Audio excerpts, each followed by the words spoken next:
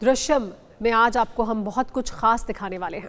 वक्त हो गया है दृश्यम देखने का। इस बार कहानी थोड़ी अलग है, थोड़ी ज्यादा दिलचस्प है। कहानी एक ऐसे इलाके से जुड़ी है जिसका जिक्र रामायण में हुआ है, जहां भगवान राम ने वनवास के कई बरस बिताए। भारतवर्ष का सबसे घना जंगल अबुझमाड़, ये एक ऐसी जगह है जो गूगल मैप पर भी नहीं मिलती, जहां के एक बड़े हिस्से में आज भी इंसानी कदम नहीं पड़े।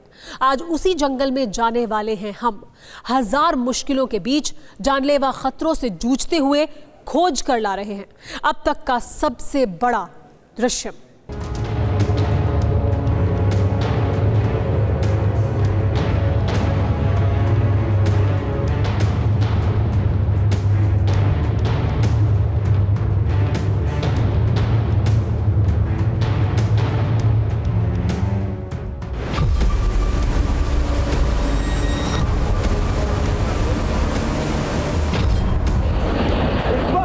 दृश्यम देख रहे हैं, ये पूरे भारतवर्ष के लिए अपने आप में एक दृश्यम है।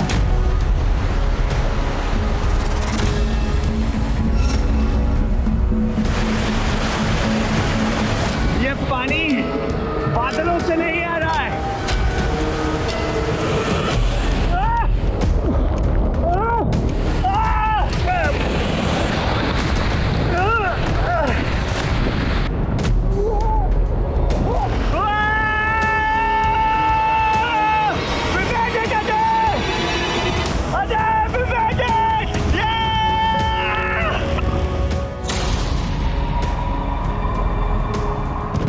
भारतवर्ष का सबसे खतरनाक जंगल।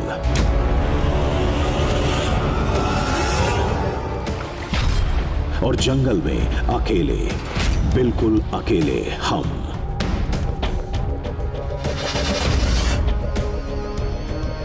पहाड़ को चीर कर जाना है।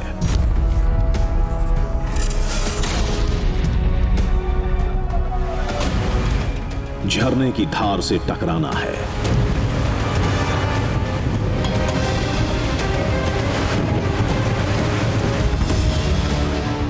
मौत के डर को भुलाकर जिंदगी को जीत कर आना है।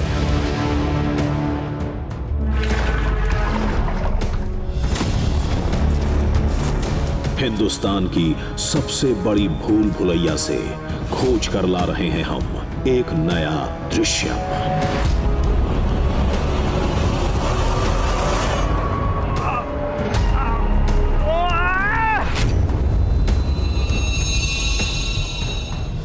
5000 वर्ग किलोमीटर का एक ऐसा जंगल जहां ना अंग्रेज दाखिल हो पाए, ना मुगल ये हिम्मत जुटा पाए कि वो उसके भीतर पहुंच सके। इनकी बात तो छोड़िए, गूगल भी जिस इलाके की मैपिंग कर पाने में सक्षम नहीं है, ऐसा जंगल। सोचिए, अगर आपको वहां पर अकेला छोड़ दिया जाए तो क्या हो।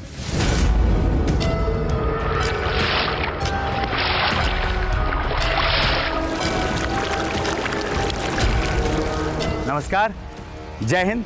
मैं हूं अक्षय विनोद शुक्ल आपके साथ, और आज दृश्यम में हम कुछ अलग करने वाले हैं। अलग इस लिहाज से कि आज मैं उसी 5000 वर्ग किलोमीटर में फैले उस जंगल जिसे अबूझमाड़ कहते हैं, यानी जिसे कोई समझ नहीं सका, जहां नेशनल हाईवे तो छोड़िए, पगडंडी भी अंदर दाखिल होने से पहले कई बार कतराती है, ऐसे ही जंगल में अकेले दाखिल होने वाला।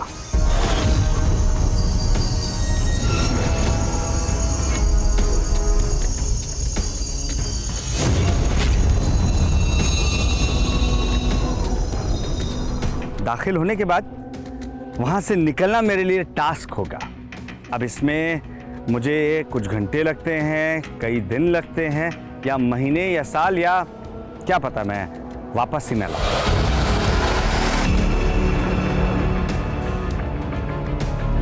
हाँ, इतना जरूर है कि वहां जो भी चीज मुझे दिखेगी वो दृश्यम होगी, आपके लिए और पूरे भारतवर्ष के लिए।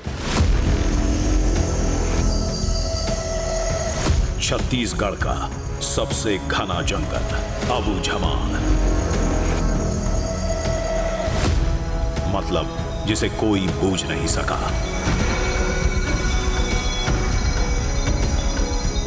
जिसका जिक्र रामायण में हुआ।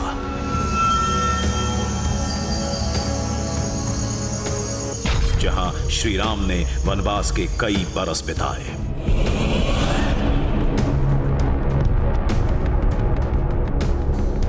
आज 7,500 साल बाद कोई इंसानी कदम उस घनघोर जंगल में फिर पड़ने वाले थे।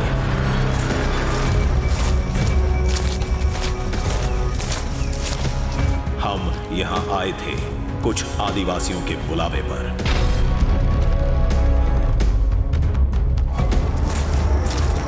जिनका दावा था कि भारतवर्ष के इस ऐतिहासिक जंगल को आज तक भारतवर्ष ने नहीं देखा।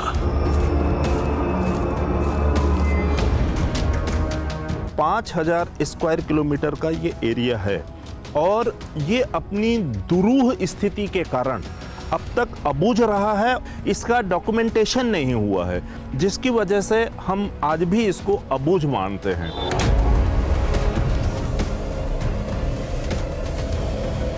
आप बाहरी हैं, अगर आप इस जंगल में आ गए, आपको बिल्कुल जानकारी नहीं है, आपको पता ही नहीं चलेगा कि आपने पैर धरती पे रखा है, कि आप उठेंगे कि आपका पैर उठेगा।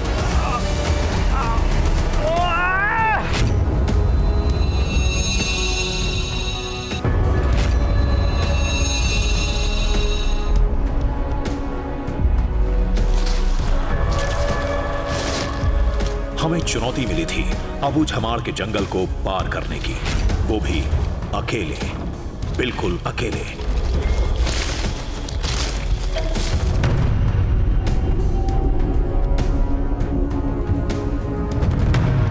हमने चुनौती स्वीकार की और मिशन पर निकल पड़े।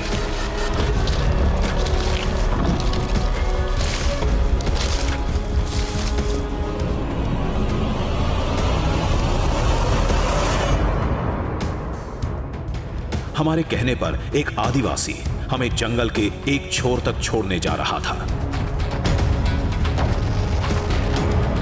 रास्ते की भनक ना लगे इसलिए आंखों पर पट्टी बंधी थी।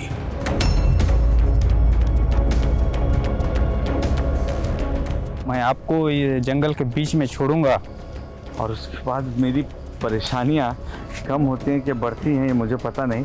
हमको पता है आप कहाँ परेशान हो जाओगे, वहाँ पे हम ढूंढ लेंगे आपको। अच्छा, अगर मान लीजिए मैं जंगल में फंस जाता हूँ कहीं पर, या मुझे कोई दिखेगा भी इस जंगल में, कोई व्यक्ति मेरी मदद के लिए अगर मैं खोजूँ तो मिलेगा? आप ढूंढ लो, अगर कोई मिलते हैं तो सही है, अगर नहीं मिलते हैं तो हम आपको ढूंढ लेंगे। आप कोई ऊंचा जगह देख लोगे ना, वहाँ पे आप धुआं कर दो। अच्छा, तो उससे आप पहुँच जाएंगे, आप हाँ। तक आसानी से पहुँच सकते हैं। हाँ, हमको पता है कि आप कहाँ पे हमको ढूंढोगे, मतलब आप घूम जाओगे। वो आदिवासी बार बार कह रहे थे कि अगर जंगल में गुम हो जाओ तो धुएं के साथ इशारा कर सकते हो, मदद पहुंच जाएगी।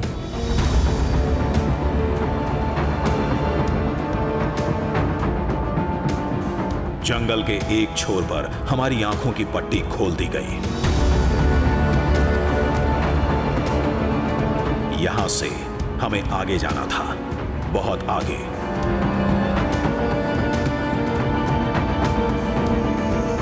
वो भी तब तक जब तक कोई इंसानी बस्ती ना मिले। मिशन शुरू हुआ और जंगल की भूल भुलैया का खेल भी।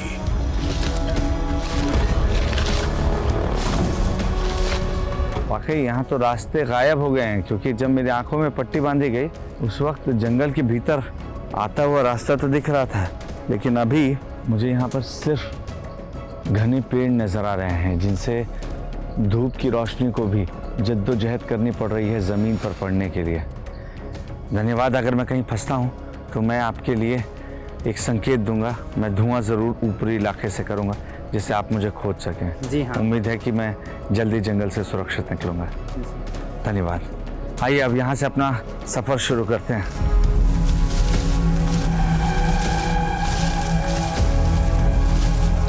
हम बढ़ते जा रहे थे और जंगल घना होता जा रहा था।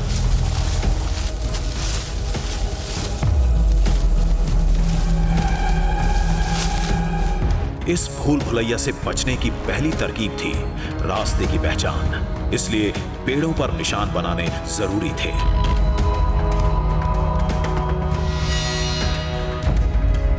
ये मार्ग हमारे लिए बहुत ज़्यादा ज़रूरी है, क्योंकि जंगल में सारे पेड़ आपको एक से लगते हैं। इस पे मैंने मार्क कर दिया कि हम इधर से आए थे, एंड फिलहाल हम इस ओर जा रहे हैं, क्योंकि यहाँ मुझे नदी की धार बेशक तेज लग रही है, लेकिन नदी की चौड़ाई कम लग रही है।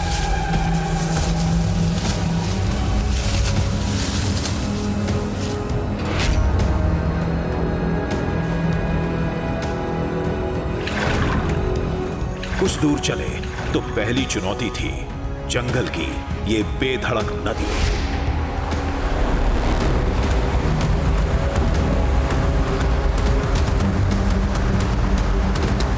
आगे बढ़ने के लिए इस नदी को पार करना था, और फिर हमने वही किया जो पुरातन काल से चला आ रहा है।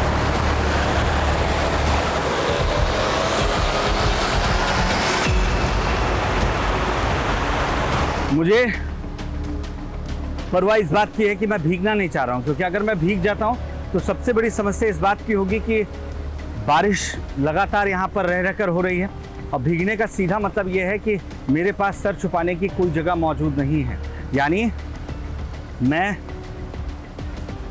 बुखार को आमंत्रण दे सकता हूँ, और यही वजह है कि मैं कोशिश कर रहा हूँ कि इस नदी को बिना भीगे पार किया जाए, क्योंकि आगे न जाने ऐसी कितनी नदियाँ हैं जो हमारा इंतज़ार कर रही हैं।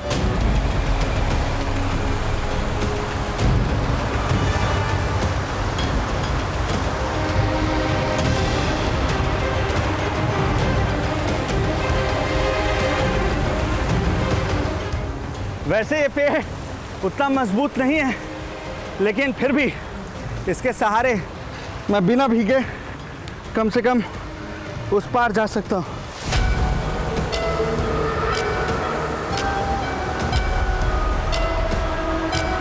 अबू झमाड़ के जंगल को पार करने की ये कोशिश पहले भी हुई है,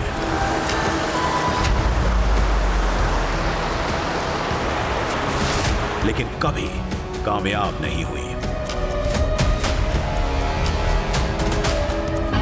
मुगल काल में लगान वसूलने के लिए अबू झमाड़ जंगल के सर्वे का फैसला हुआ। मुगल फौज की एक टुकड़ी जंगल में घुसी, फिर कभी वापस नहीं लौटी।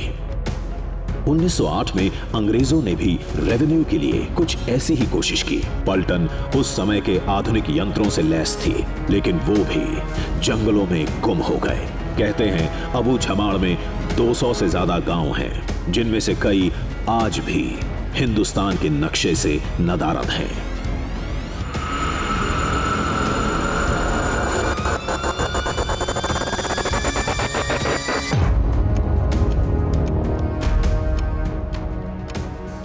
लेकिन हम इतिहास पलटने निकले थे, लेकिन उससे पहले सामना करना था इस वर्तमान से, जो हर कदम पर इम्तिहान ले रहा था।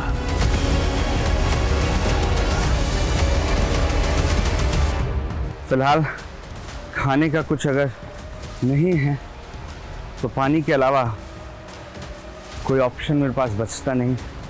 खुद को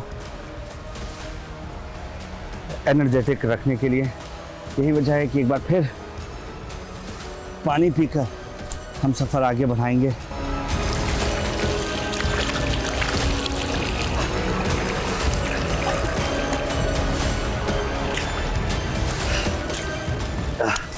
ये अच्छा है कि बारिश बीते कुछ देर से नहीं हो रही है, वरना इस पानी में मिट्टी का रंग आपको साफ नजर आता है।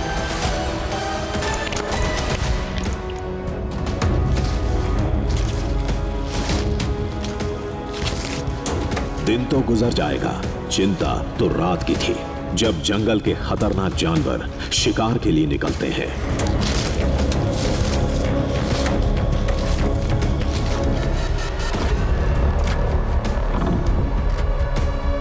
थोड़ा आगे बढ़े तो इस खतरे की आहट भी मिल गई।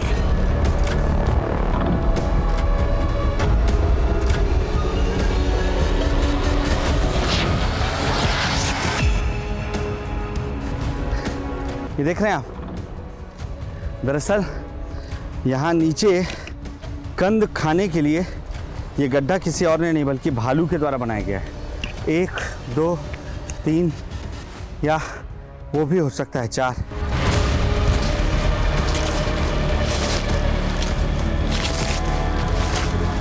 इस इलाके को जल्द छोड़ना होगा। इस चक्कर में खुद के बनाए निशानों को भूल गए। नतीजा, जहां से चले थे कुछ देर बाद वहीं पहुंच गए।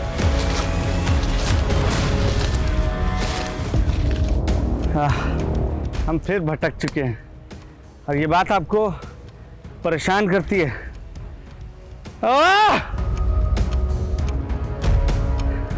यानी बीते 1-1.5 घंटे हम शायद इसी इलाके के इर्द गिर्द घूमते रह गए। अब हमें सावधानी बरतते हुए आगे बढ़ना होगा।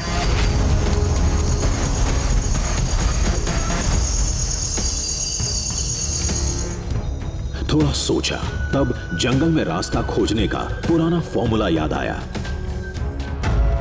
जिसके मुताबिक जंगल में एक ऊंची जगह पर पहुंचना होता है। ऊंचाई से जंगल की दिशा का अंदाजा लगता है, तब पता चलता है कि कदम किधर बढ़ाने हैं।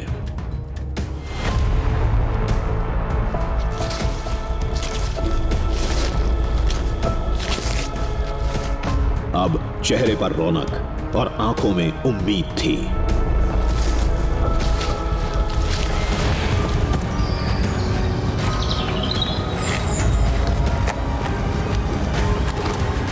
ऊंची जगह खोजने के लिए हमने पेड़ों से लटकती लंबी लताओं पर चढ़ने की कोशिश की।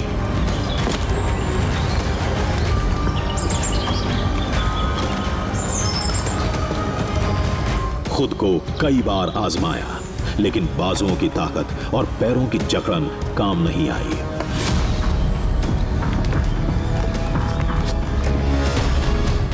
इसे छोड़कर हम आगे बढ़े, खुले इलाके की ओर, जहां से आसपास का इलाका देखा जा सके।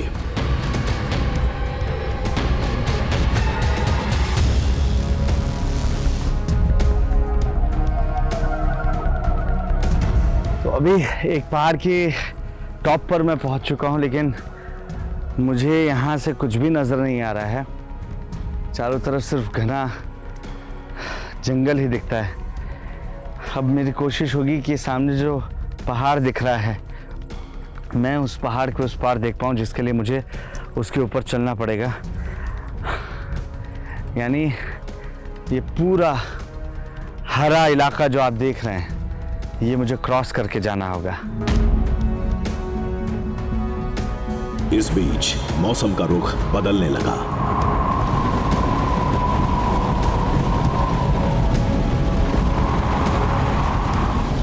तेज बारिश की आशंका थी। मुसीबत भांपते ही हमने बचाव की तैयारी शुरू कर दी।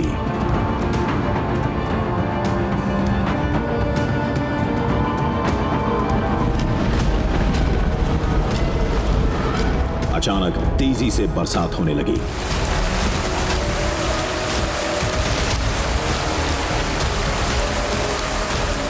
कुछ देर खुद को बारिश से बचाए रखा। इस दौरान आगे का प्लान भी बना रहे थे। फिलहाल बारिश थमने का इंतजार था।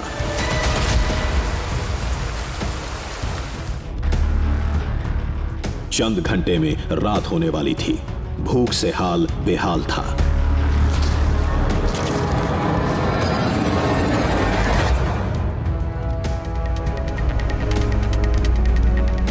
अगर आप नॉन वेजिटेरियन होते तो इसे खा भी सकते थे, लेकिन अगर आप मेरी तरह वेजिटेरियन हैं तो आपको जंगल में फल की ही खोज पर फिर से निकलना पड़ेगा।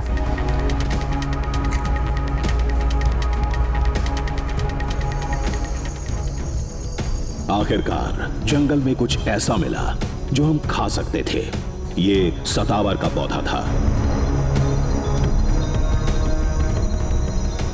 फाइनली इतना गड्ढा खोदने के बाद मैं उस जड़ तक पहुंच चुका हूं, जो सतावर की जड़ है। दरअसल इस जड़ को ही खाया जाता है और इसे आप ऐसे तोड़िए। बारिश होने की वजह से ये थोड़े ज़्यादा गंदे दिख रहे हैं और इसे यूं छील कर आप इसे खाएंगे तो आपके अंदर ना सिर्फ एनर्जी बल्कि इम्यूनिटी दोनों बढ़ती हुई दोनों ही बढ़ जाएगी।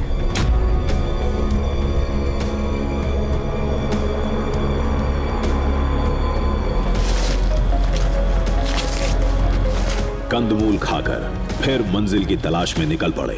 मंजिल थी एक इंसानी बस्ती, लेकिन हर कदम पर मुश्किलें बढ़ रही थीं।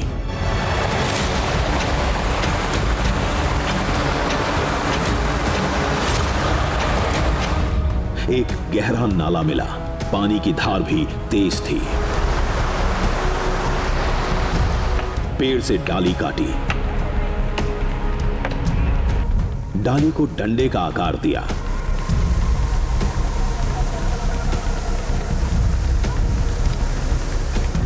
भगवान का नाम लेकर उतर गए भंवर में।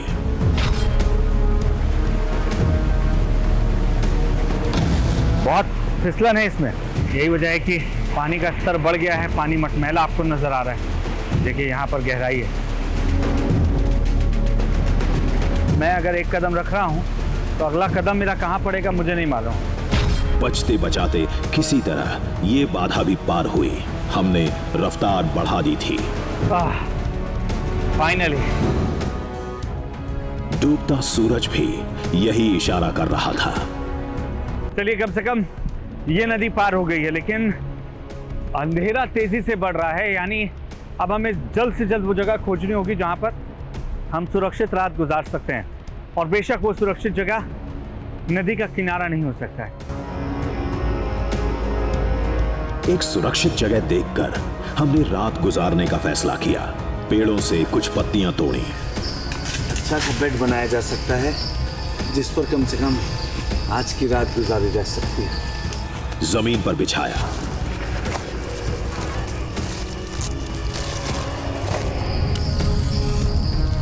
जानवरों और मच्छरों से बचने के लिए आग जलाई।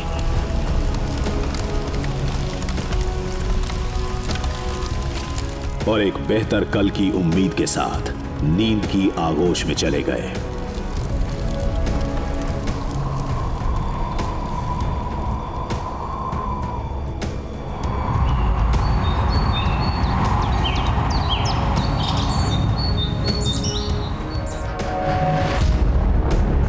नया दिन, मंजिल पर पहुंचने की पुरानी चुनौती और मुश्किलें बेहिसाब।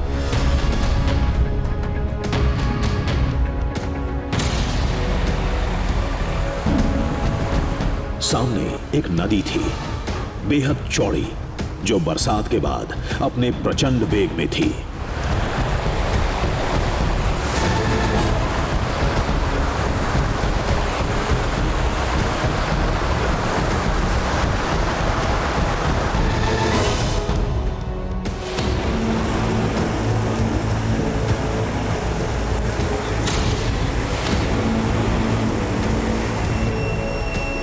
देखिए, एक तरफ मेरे घना जंगल है और दूसरी तरफ इस बहते पानी की चुनौती।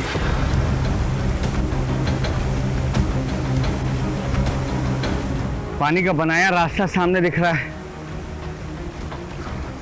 शायद बरसात की वजह से पानी इस रास्ते से भी बहकर आया होगा। मुझे नहीं पता कि अगर बारिश होती है तो कि पानी कब कितनी रफ्तार से बढ़ जाएगा। पत्थरों का सामना सबसे मुश्किल काम है। थोड़ी दूर और फिर हम कम से कम ऊंचे स्थान पर पहुंच जाएंगे।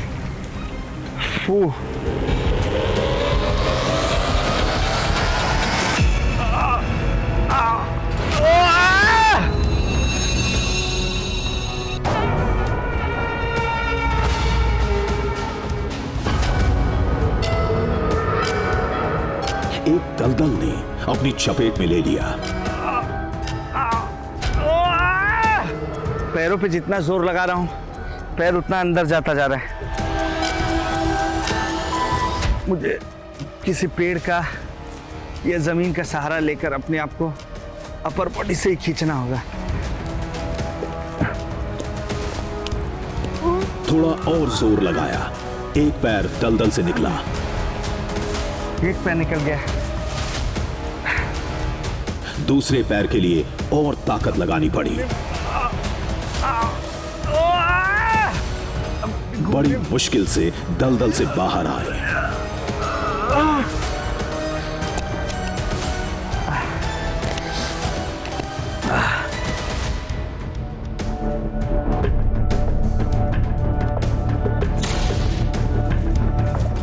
जंगल में रहते हमें 24 घंटे से ज्यादा वक्त गुजर चुका था। एक इंसान नहीं दिखा।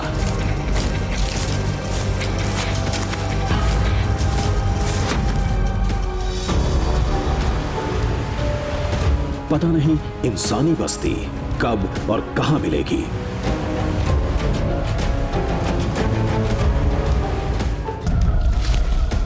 नक्शा या निशानी तो थी नहीं। कल ऊंची पहाड़ी से एक अंदाजा लगाया था, बस उसी अंदाज से बढ़ते जा रहे थे।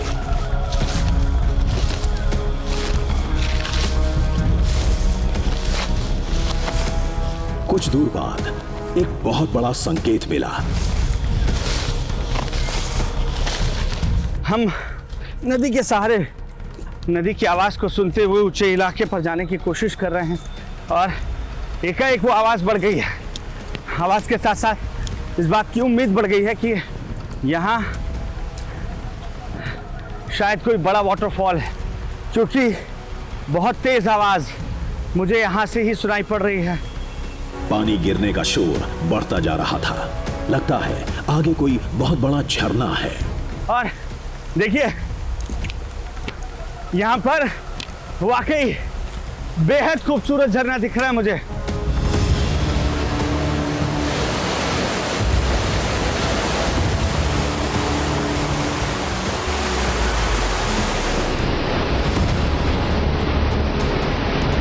ये एक अद्भुत दृश्य था।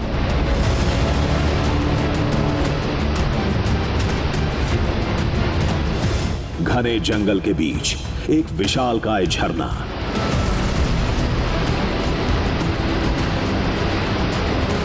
हीरे के हार की तरह चमक रहा था।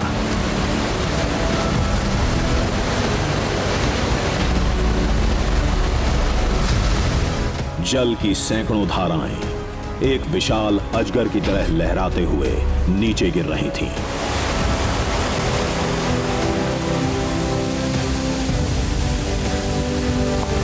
ये झरना कुछ जाना पहचाना लग रहा है। सामने से देखते हैं। ओह, अब मैं इस झरने को पूरी तरीके से देख पा रहा हूं।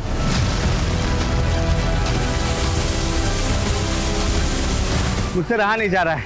अभी मैं जंगल से निकला नहीं हूं, लेकिन खुशी ऐसी है जैसे मानो मुझे कोई रास्ता मिल गया है या मुझे कोई गांव मिल चुका है। मैं झरने के पास जाना चाहता हूं, मुझे रास्ता देखना होगा।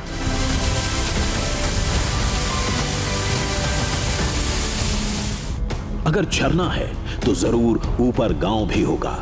वही हमारी आखिरी मंजिल होगी।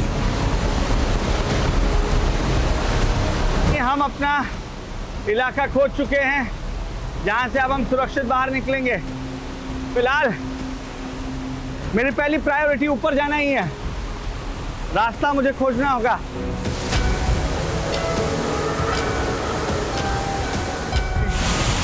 दूर से जितना बड़ा लग रहा था, पास आने के बाद ये उससे कहीं ज्यादा बड़ा लग रहा है।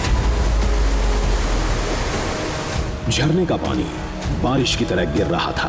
हमने वाटरप्रूफ कैमरा बाहर निकाला। लेंस पर बूंदें टपकने से शूट करना मुश्किल हो रहा था। झरने की फुहार इतनी तेज है, यहाँ अगर मुझे कुछ होता है तो शायद बाहरी दुनिया को कभी पता भी ना चले कि मैं कहाँ हूँ। लेकिन कुछ ना हो, यही कोशिश और यही उम्मीद है जो हमें इस वाटरफॉल की ऊंचाई के करीब खींच लाई है। ऐसे समय में आपको अपनों की याद जरूर आती है।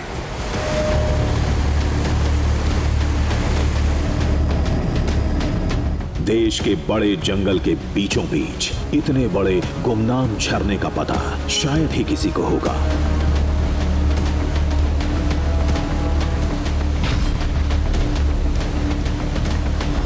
कुछ देर बाद हम जलप्रपात के बिल्कुल नीचे थे, जहां से ये पानी का पहाड़ जैसा दिख रहा था।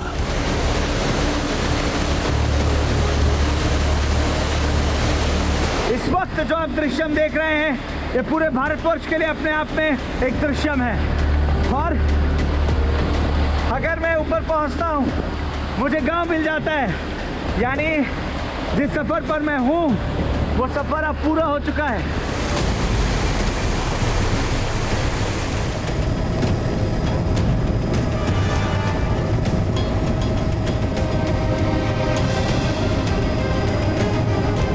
ये सफर का अंतिम पड़ाव था, लेकिन एक छोटी चूक इसे अंतिम यात्रा में तब्दील कर सकती थी।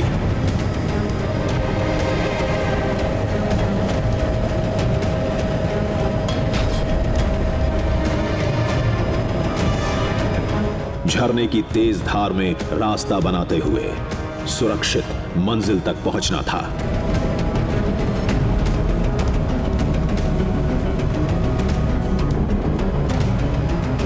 पानी की बौछार में कुछ भी साफ नहीं दिख रहा था।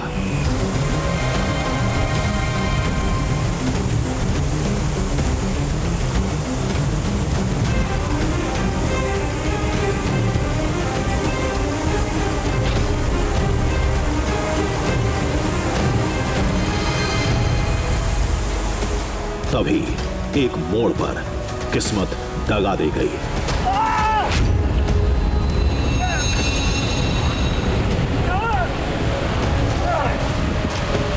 मुझे ग्रिप नहीं मिल रही है।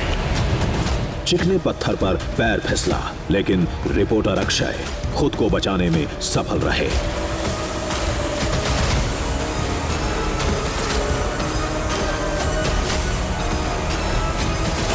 ये जो मैं भीग रहा हूं, ये पानी बादलों से नहीं आ रहा है, ये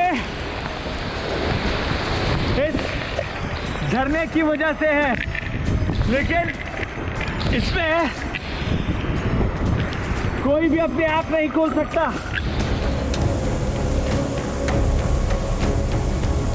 धूप और धार के बीच संघर्ष जारी था।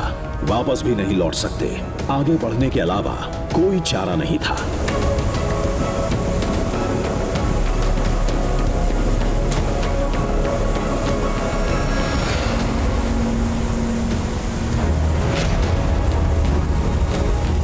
ये चढ़ाई कैमरामैन अजय के लिए भी बड़ा चैलेंज था, जो इस दृश्यम को कैमरे में कैद कर रहे थे।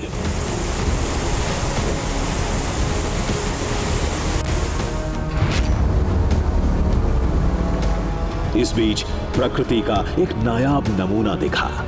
धूप और पानी के बीच इंद्रधनुष की छटा बिखरी थी। मैंने जीवन में इतने नजदीक से इंद्रधनुष नहीं देखा है। ये देखिए आप, एकदम इंद्रधनुष यहाँ पे बिल्कुल करीब है मेरे। आपको नजर आ रहा होगा, पानी तो बहुत आ रहा है यहाँ पे।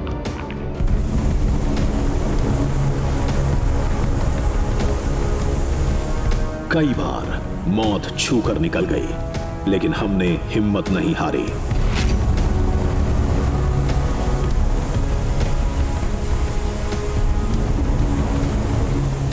चट्टान जैसे इरादे लेकर आगे बढ़ते रहे और आखिरकार हम 600 फीट ऊंचे झरने को कदमों से नापने में सफल रहे।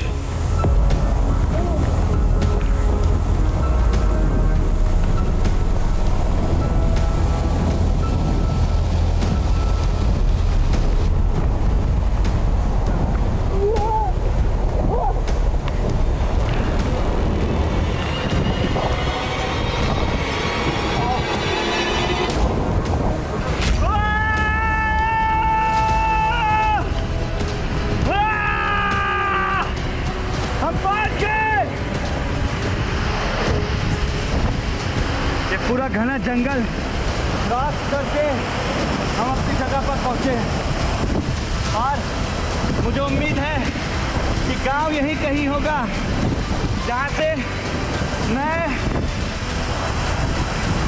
अपने दोस्त को सिग्नल दे सकता हूं कि मैं सुरक्षित हूं और वो मुझे लेने आए।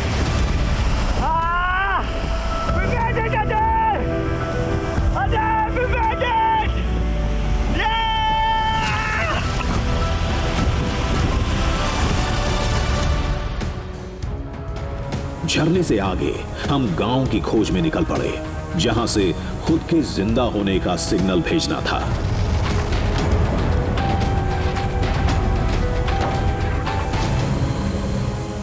लेकिन ये झरना, इसकी सुंदरता, इसके जानलेवा मोड़ हमेशा याद रहेंगे।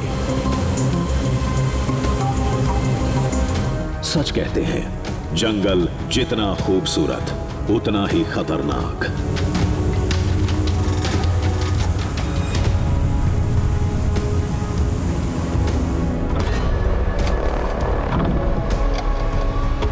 इधर हम झरने से आगे गांव की तलाश में थे। आगे कुछ लोग दिखे।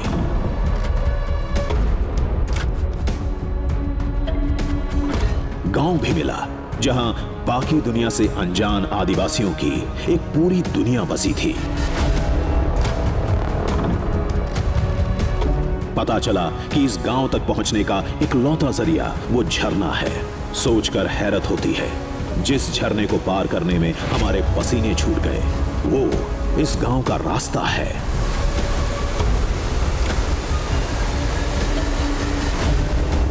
हमें हमारा झरने का दृश्य मिल चुका था और जंगल के एक गुमनाम गांव में भी पहुंच चुके थे।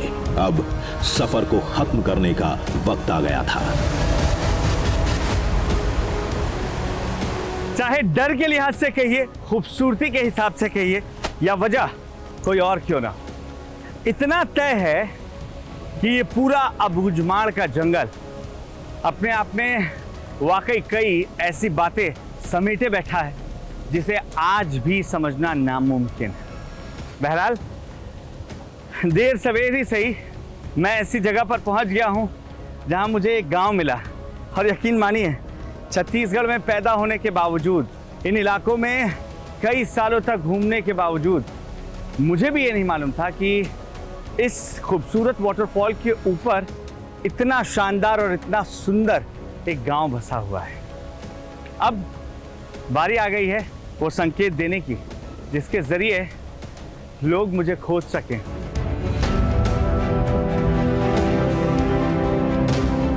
सबने कहा था जान देने जा रहे हो, फिर भी हम अबूझमाड़ जंगल के घने इलाके में घुसे, मुसीबतों से लड़े,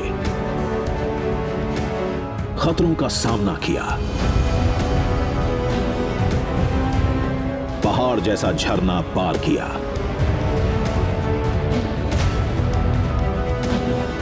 कई बार मौत के मुंह से बाल बाल बचे, लेकिन हम दृश्यम को खोजने में कामयाब रहे।